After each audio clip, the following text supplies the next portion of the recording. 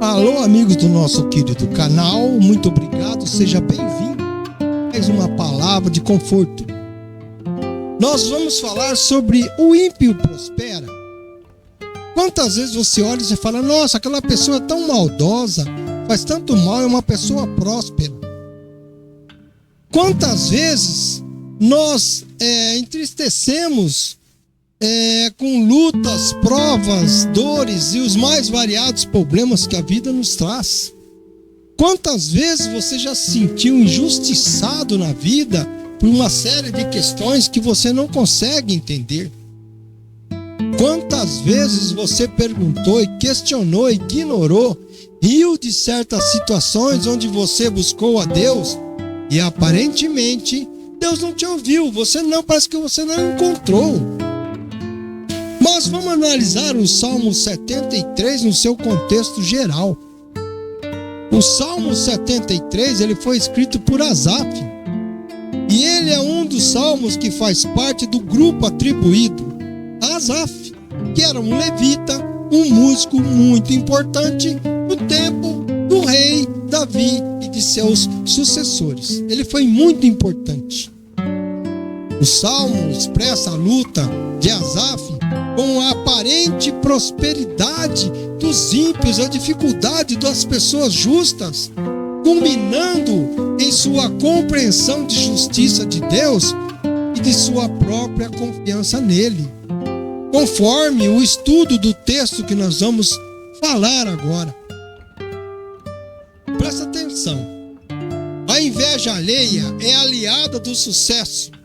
Por isso, sempre é preciso ver em detalhes qual vai ser a nossa atitude material e espiritual na vida.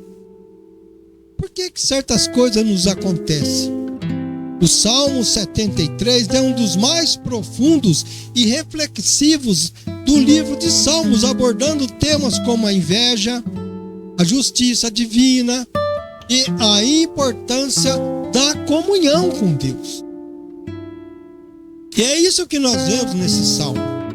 Asaf, no salmo, ele compartilha suas dúvidas e lutas internas ao testemunhar a prosperidade dos ímpios. Olha, eles são bons, eles não servem a Deus, eles têm tudo.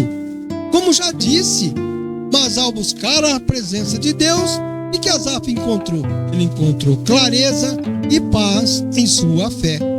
Exatamente isso. O Salmo 73, 26 diz assim: ainda que a minha carne e o meu coração definhem, Deus é a fortaleza do meu coração e a minha herança para sempre. Avalie, fala no profundo, dentro do seu ser, aquilo que te interessa, a verdadeira realidade. Em resumo, esse versículo ele expressa confiança em Deus, mesmo diante de suas dificuldades físicas e emocionais. Você se supera. Mesmo que o corpo e a mente enfraqueçam, Deus permanece como a rocha e a fonte de força e esperança eterna que nós temos, que Ele nos deixou, Ele criou dentro de nós. Ao enxergar o referido versículo, ainda que a minha carne e o meu coração definhem, ele reconhece a fragilidade humana e a possibilidade de fraqueza física e emocional atinge o seu interior, atinge a sua cabeça. Deus é a fortaleza do meu coração. O que diz essa palavra, esse trechinho? Afirma que a crença de Deus é fonte da força e de habilidades interior que você tem, da sua estabilidade. Já o restante do versículo, e a minha herança para sempre, destaca a certeza da presença de Deus e proteção de Deus a longo prazo. Deus vai te acompanhar sempre. Esse versículo é frequentemente usado para transmitir a esperança e o encorajamento em momentos difíceis que nós passamos, da nossa dificuldade. Lembrando que Deus é um refúgio seguro e eterno. Ele está ali sempre. Ele não vai te deixar. Ele não vai se afastar de você. A minha carne e o meu coração desfalecem. O que diz isso? Mas Deus é a fortaleza do meu coração é a minha porção para sempre. Esse versículo, amigos, ele expressa a confiança do salmista em Deus. Mesmo diante das lutas e das provações, e nós criamos essa possibilidade de desânimo, a gente fica assim sentido com aquilo. Mas vemos que o ímpio, ele tem um livre-arbítrio, podendo ser próprio, sendo justo e honesto. Mas que é a explicação para este versículo? Fale para mim, qual que é a explicação para esse versículo? A minha carne e meu coração desfalecem. Esta parte reconheceu a realidade da nossa fraqueza, né? Que nem eu falei, tanto físico como emocional. Claro, nós estamos falando em relação à prosperidade daqueles que nem sequer acreditam em Deus. Tem pessoas que não acreditam em Deus, é próspero. Aí vemos o quanto Deus ele é universal em relação até mesmo junto dos ateus, daquele que não crê nele. Ele ali mantém, ele criou a vida, ele deu o fôlego da vida. O salmista, ele reconhece que o corpo e a mente podem se cansar, enfraquecer diante de tantas dificuldades da vida, por ora já explicado por mim. Assim, novamente, sentimos que o versículo, né? Mas Deus é a fortaleza do meu coração. Estou repetindo.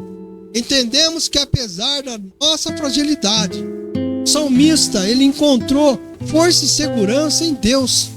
Olha, não se preocupe, eu estou com você. O salmista, ele reconhece que Deus é a fonte da sua força interior, está dentro de você, que é capaz de sustentá-lo, mesmo quando tudo parece desmoronar, ou melhor, quando não acreditamos na nossa prosperidade e acreditamos naquele que anda sem Deus. É uma inversão. Agora, esse versículozinho aqui, essa passagem, é a minha porção para sempre. A nossa porção para sempre. Essa frase expressa a convicção de que a revelação com Deus, ela é eterna, ela é duradoura, ela nunca te abandona. O salmista entende que Deus é o seu tesouro e a herança para sempre, que lhe garante a segurança, mesmo diante das nossas adversidades, das nossas lutas, dos nossos problemas. Aí vemos que questão de prosperidade de Deus, ela é bom para todos. Deus olha por todos. Ele não vai jogar aquela pessoa no... Em resumo, o versículo 26 do Salmo 73, o que ele nos ensina? Ensina que, embora enfrentamos momentos de fraqueza, de cansaço, de luta, podemos encontrar em Deus a força e a segurança que nós precisamos. Nós não podemos estar olhando somente o ímpio, o que o ímpio faz, o crescimento dele, ainda que ofender o nosso ser, e a gente não consegue sempre compreender o desejo de Deus sobre a vida de todos. Olha, Deus está fazendo aquilo, para ele e para mim. Ele é a nossa fortaleza e a nossa porção eterna, um refúgio seguro em meio às lutas de nossa vida. O Salmo, ele reflete uma experiência difícil, dolorosa, e às vezes parece que os ímpios, os que não se interessam por Deus e que vivem como se ele não existissem, têm toda a sorte do mundo. Ele parece que é mais beneficiado, enquanto os fiéis passam por todo tipo de dificuldades. É claro isso. O inimigo não vai trabalhar contra aquele que está lá no mundão. Mas não é assim que vemos muitas vezes em certas situações. Não é assim. Chega a parecer que sua proximidade com Deus não tem um significado de nenhuma importância. E você se sente o quê? No vazio. Olha, eu estou sozinho. Quantas lutas. E ele lá? Por que ele é assim? Face a esta experiência, o salmista interroga-se: será que vale a pena confiar em Deus? Ele questiona isso. Mas para essa profunda interrogação e dúvida, ele encontra a resposta dupla. Então vamos fazer uma analogia sobre isso. As aparências, elas podem enganar. Aqueles que agora escarnecem de Deus no futuro hão de receber como escorregadio o terreno sobre o qual construíram o seu projeto de vida. Eles vão cair com o tempo.